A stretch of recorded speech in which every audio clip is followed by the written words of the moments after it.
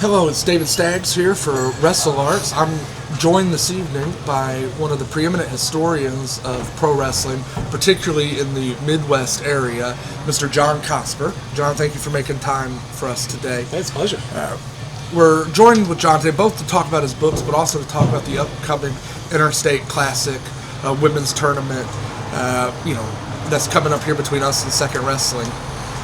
John has written several books on wrestling, but specifically on the golden age of women's pro wrestling. And so, John, I wanted to ask you, what drew your interest to that golden age of the pioneers of women's pro wrestling?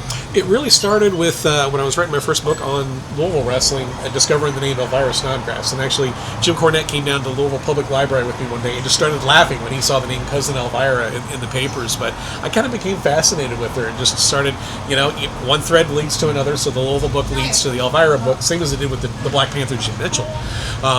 And then the Elvira book led me to actually discover Mars Bennett, another lady that I wrote a biography on. She was a pinup girl. She was a riveter during World War II. Was a circus star as well, and then became a pro wrestler. Unfortunately, died young. And then through the Mars Bennett book, actually had developed an interest in wanting to write a book about June Byers as well. I was very much Team Mildred for a long time. I read Queen of the Ring a long time ago, long before there was a movie, and really just saw June as the villain. But through her friendship with Mars and some of the photos that Mars's family had of the two of them, I just kind of saw a different side of her. So ended up getting to know her granddaughters and getting to know the family and getting to tell her story as well. And you really did an excellent job in June Byers' biography of making her not the villain, because I've also read Queen of the Ring, and it very much, if you read Queen of the Ring, June Byers seems like this villainous woman, but in your book, she's very humanized and it's nuanced, and you see that maybe it's not that black and white. She had a lot in common with Mildred Burke and with Elvira. I mean, they were all single mothers. June went through quite a few more husbands than either Elvira or Mildred Burke did in her time, but they had families and they were wanting to, They wanted to provide for the family. They wanted to have a better life than just being a waitress or just being a housewife. And really, I mean, they found a way, through pro wrestling. Billy Wolf made it profitable for these women to go out and become major stars. And certainly Billy Wolf, there's a whole lot negative we could talk about with Billy Wolf, but there's positive too. I mean, he did integrate women's wrestling with the Wingo sisters, as we saw in Queen of the Ring, and they portrayed. And a lot of the ladies actually said, if it wasn't for Billy, Billy was terrible. He took a lot more of our money than he probably should have. But, we would have been housewives, we would have been waitresses, we would have been school teachers instead of, being stars and having furs and diamonds and seeing our name up in lights. And one of the things I found really interesting in reading your books was the thread you walk about the legalization of women's wrestling, that it wasn't always legal in a lot of these places, and the way they broke down barriers. That's very true. Yeah, with Mildred Burke, she started in the circuses. They did portray that pretty accurately in Queen of the Ring, but it took a long time for women's wrestling to gain acceptance. What's really funny is the first major match that I covered in my Louisville book was an intergender match that took place in 1880 in downtown Louisville between a woman, from the circus and a man, a quote-unquote local man. It was all staged, but an intergender match in 1880. But still, with women's wrestling, I mean, it was just very taboo in a lot of places. It took a long time before it became legal all across the country, and there were a lot of areas where it wasn't legal. Louisville was a place where they were able to wrestle in the 40s and 50s quite a bit. I don't remember top of my head how Indiana was, but it's certainly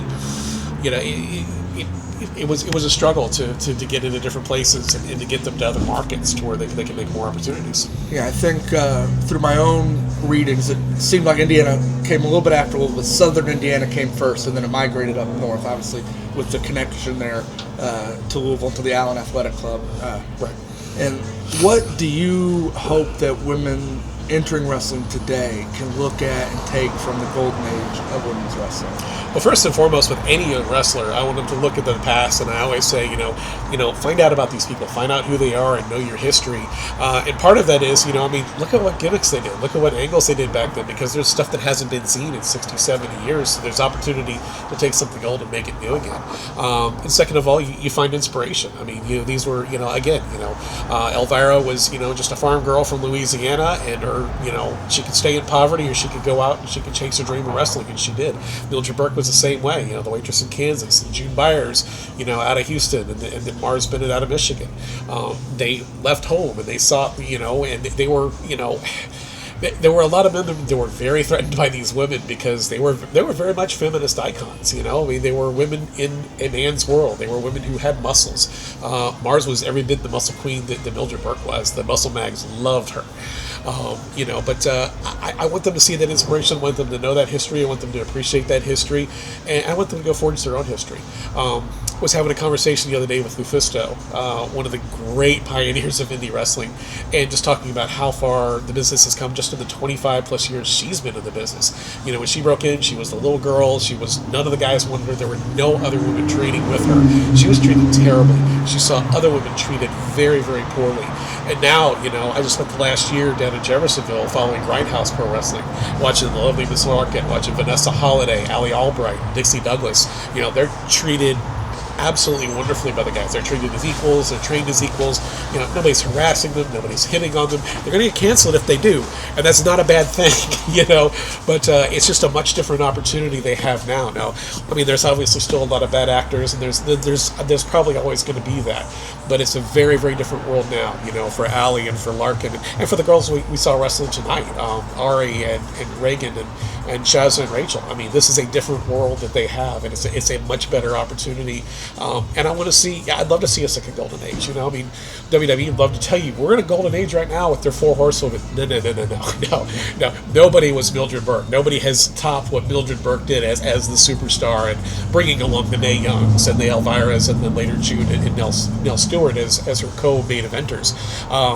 Nobody has equaled that. But I think we can get there. I think we can see that down the road, and maybe it's going to be with a Rhea Ripley, or maybe it's going to be with a Charlotte Flair, maybe it's a Billy Starks, or again, maybe it's one of these girls coming out of Indiana or Illinois we're seeing right now. I appreciate you taking some time today. If you're interested in getting any of John's books, and they are all excellent, you can go to eatsleepwrestle.com. He's got books covering the golden age of women's wrestling. He's got a book on the original Black Panther, Jim Mitchell, and he's got books on the history of pro wrestling in Louisville, Tracy Smothers, Chris Candido, Madman Pondo. He writes fiction.